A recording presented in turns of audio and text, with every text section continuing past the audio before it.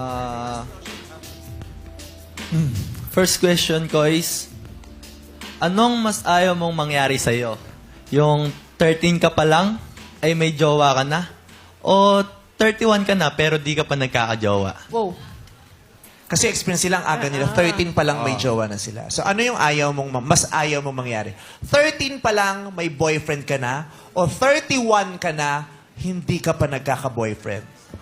Mas ayaw kong mangyari yung 13 pa lang nagka-boyfriend na. Kasi actually, na-experience ko na yan. Hindi naman boyfriend, but we were dating. Tapos, nag-cheat siya sa akin dahil doon pangit pa ako doon dati. Kaya nag-cheat sa akin. Kaya, narinig ko yung makwento nyo kanina. Totoo. Ayun naman siya. Ayun, masaya na naman. Oo, ganun eh. Hey, so- Yeah, totoo. Kasi narinig ko yung makwento nyo kanina, binagit yung word na exploration. Kasi, tsaka sinabi nyo, 1 month pa lang inamin nyo sa isa't isa na mahal nyo yung isa't isa. Eh, ang tanong dun, ano bang alam ninyo sa pagmamahal sa ganyang edad, diba? 13 lang.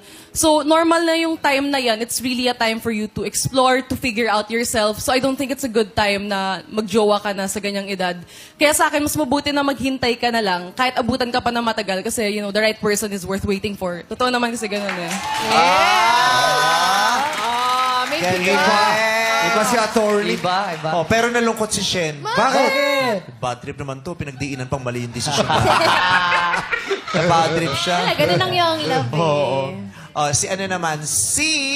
Colleen!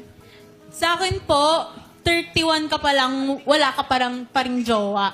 Kasi imagine po, andun po yung expectation ng family, ng friends, na, huy, kailan ka mag-aasawa? Bakit wala ka pang anak? Ganyan. Tapos, yun po, 31, wala ka pang jowa. Mas pangit po para sa akin yun. Mas ayaw mo nun, 31. Wala ka pang jowa. Arlene. Para sa akin po, mas ayaw ko po yung 13 pa lang po is may jowa na ako. Kasi parang at that young age po, may experience ko na po yung maling love at yung masaktan po na bata pa po ako. Yun po. And based din po sa experience ko, kasi yung mga brothers ko po, nagka-serious relationship po sila. Ending po is, naging asawa po nila is 30 years old po sila. Yun po. Okay.